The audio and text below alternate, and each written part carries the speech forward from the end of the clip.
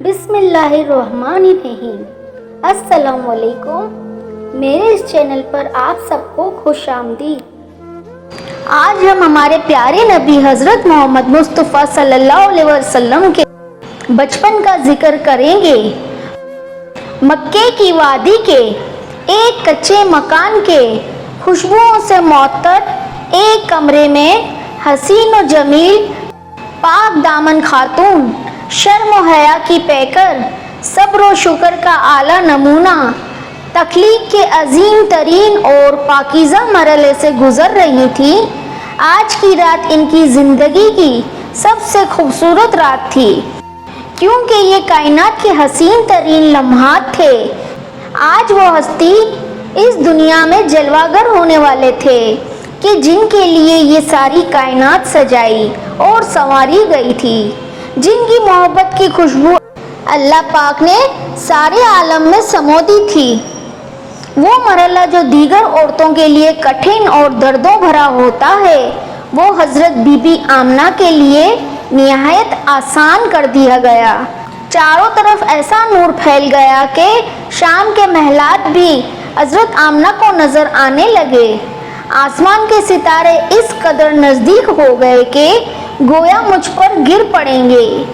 یہ دیکھ کر ہم حجرے سے باہر نکلے، دوبارہ اندر گئے تو حضور صلی اللہ علیہ وآلہ وسلم پیدا ہوئے اور ایک ایسا نور نکلا کہ جس سے سارا گھر روشن ہو گیا۔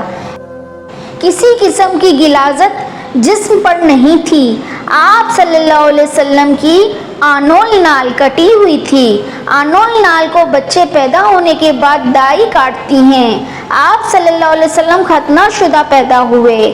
پسینہ مبارک بلکہ تمام جسم اقدس حتیٰ کہ خون مبارک بھی انتہائی خوشبودار تھا۔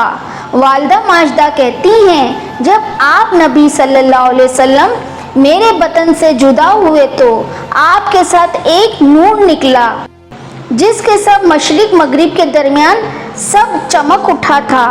آپ صلی اللہ علیہ وسلم کی پیدائش سے پہلے مکہ کے لوگ خشک سالی اور قحط کا شکار تھے، لیکن جو ہی آپ صلی اللہ علیہ وسلم دنیا میں تشریف لانے کا وقت قریب آیا، بارشیں شروع ہو گئیں، خشک سالی دور ہو گئی، درخت ہرے بھرے ہو گئے اور پھلوں سے لد گئے، زمین پر سبزہ ہی سبزہ نظر آنے لگا۔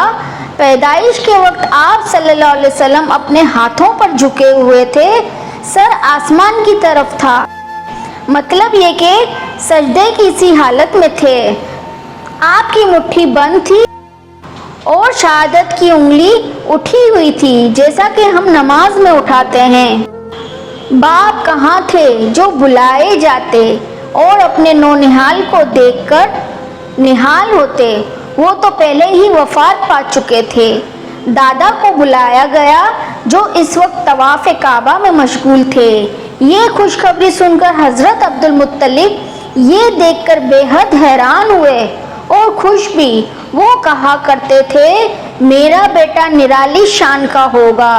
میں نے دیکھا کہ ارکان کعبہ سے آوازیں آ رہی ہیں کہ تمہارے پاس رسول اللہ صلی اللہ علیہ وسلم تشریف لے آئے ہیں۔ جب میں نے بتوں کو دیکھا تو وہ سب کے سب اوندھے منہ پڑے تھے۔ پھر فرماتے ہیں کہ جب میں گھر پہنچا تو دیکھا کہ گھر کے اوپر عجیب قسم کے خوبصورت پرندے اڑ رہے ہیں اور گھر کے اندر سے روشنی اور مشک و عنبر سے بھی بہتر خوشبو آ رہی تھی۔ اس کے بعد حضرت عبد المطلب نے والہانہ جوش محبت میں اپنے پوتے کو کلیجے سے لگا لیا، پھر کعبہ میں لے جا کر خیر و دعا مانگی اور محمد صلی اللہ علیہ وسلم کا نام رکھا۔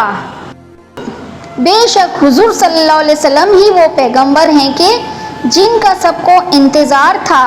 آپ کی تشریف آوری کی خبر تمام انبیاء کرام دیتے رہے۔ آپ صلی اللہ علیہ وسلم کا نام آسمانوں میں محمود، تورات میں معید، زبور میں ہادی، انجیل میں احمد اور قرآن میں طٰہٰ، یاسین اور محمد صلی اللہ علیہ وسلم ہیں۔